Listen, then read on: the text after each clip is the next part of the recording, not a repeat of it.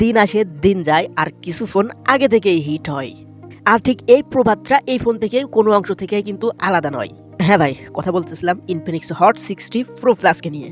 তবে আশ্চর্যকর বিষয় হলো এই ফোনের থিকনেস 5.95 mm।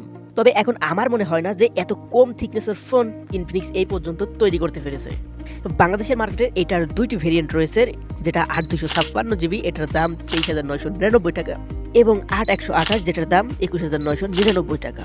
যদিও এটার ওজন 155 গ্রামের মতো, সেক্ষেত্রে আমাদের মাথায় একটা প্রশ্ন আসতেই পারে, এর ভেতরে কি কোনো রকম ব্যাটারি আছে?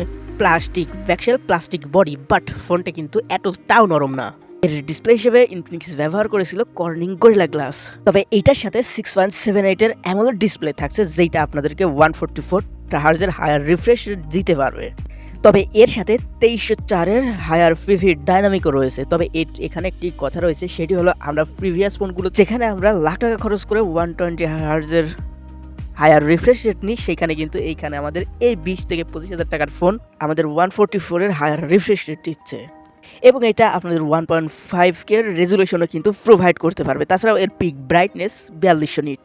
তাছাড়াও এই ফোনটায় আমরা ডিরেক্ট সানলাইট, লো লাইট, এমনকি ইন ডিসপ্লে ইনডোর আউটডোর সব জায়গাতেই ব্যবহার করে দেখেছি, কোনো রকম প্যারা খাইতে হয়নি।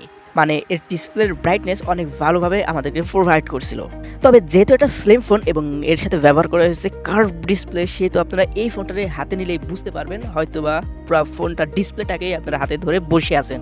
এবং এর সারফেসে সি ভেজেল কিন্তু অনেক কম। তবে দামের কথা চিন্তা করলে এই ডিসপ্লেটা আমরা কিন্তু এখনও খারাপ বলতেও পারছি না।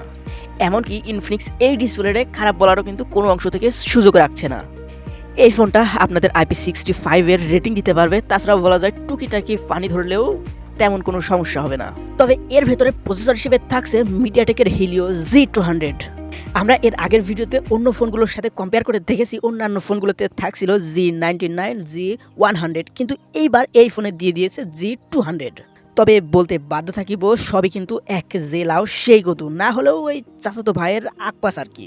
তবে আমাদের এইটা অবশ্যই মানতে হবে, 4Gতে যে চিপসেটটা রান করে তার থেকে কিন্তু এইটা একটু হলেও বেস্ট, এই বাজেটের মধ্যে কিন্তু ব্যবহারযোগ্য। তবে আমি এই 5 থেকে 7 দিন ব্যবহার করে কোনো রকম ল্যাগ হ্যাঙের দেখা পাইনি। এর ইউটিউবে ছিল 4,47,824 এবং জিআইজি ভেন্স 470/1957। মোটামুটি প্রসেসরের দিক থেকে অনেক ভালো আছে। তাছাড়াও আপনাদের মনে যদি কোনো কনফিউজ থাকে, তাহলে কিছুদিন পরে এই টপিকে আরেকটা ভিডিও দিতে পারে এই প্রসেসর নিয়ে, এই কি এই ফোনের পারফরমেন্স নিয়ে। তবে এখন কথা বলতে হয় এর ক্যামেরা নিয়ে। যেহেতু আমাদের 22 থেকে 23,000 টাকা খরচ করে এর ফোনটা নিতে হবে, তাইলে কিন্তু ক্যামেরাটা অবশ্যই দেখে নিতে হবে। এই ইনফিনিক্স হট 60 প্রো প্লাস এর মেইন ক্যামেরা হিসেবে থাকছে 50 মেগাপিক্সেল, যেটা সনির IMEI 882, বাট পুরাতন হলেও এটা কিন্তু অনেক ভালো ছবি ক্যাপচার করতে পারে। আমরা এই ফোনটা দিয়ে লো লাইট, ডিরেক্ট সানলাইটের ছবি তুলে দেখছি, দুইটাতেই কিন্তু অনেক ভালো আউটপুট, ডিটেল, শ্যাডো রাখতে পারে। তবে আমি চিন্তা করলাম, যদি ক্যামেরার দিক থেকে আপনারা কোনো কমপ্লেন করতে চান, তাহলে খুব বেশি একটা কমপ্লেন করার সুযোগ থাকছে না। যদি এর রেয়ার প্যানেল অর্থাৎ ব্যাক প্যানেলে যদি একটা ক্যামেরা বেশি দেওয়া হতো, অর্থাৎ আল্ট্রা ওয়াইড শুটার যদি একটা বেশি দেওয়া হতো, তাইলে কিন্তু আমার মনে হয় খেলাটা আর একটু জমে যেত। তবে আমি বলছি না এই ক্যামেরা থেকে একটু খারাপ আউটপুট পাওয়া যায়, এই ক্যামেরা থেকে অত্যন্ত ভালো পরিমাণে ডিটেল এবং শ্যাডো সব কিছুই ভালো পরিমাণে পাওয়া যায়। এর ফ্রন্টে থাকছে 13 মেগাপিক্সেল। তবে এই ইনফিনিক্স হট 60 প্রো প্লাস দিয়ে আপনারা 2K সর্বোচ্চ 2K 30 FPS ভিডিও করতে পারবেন। তাছাড়াও সিভিলাইজেশনে আছে ভিডিওর কোয়ালিটি কেমন থাকছে সেটা আপনারা স্ক্রিনে অবশ্যই দেখতে পারছেন, এবং আপনাদের কাছে কীরকম লাগছে অবশ্যই কিন্তু কমেন্টে জানিয়ে যাবেন।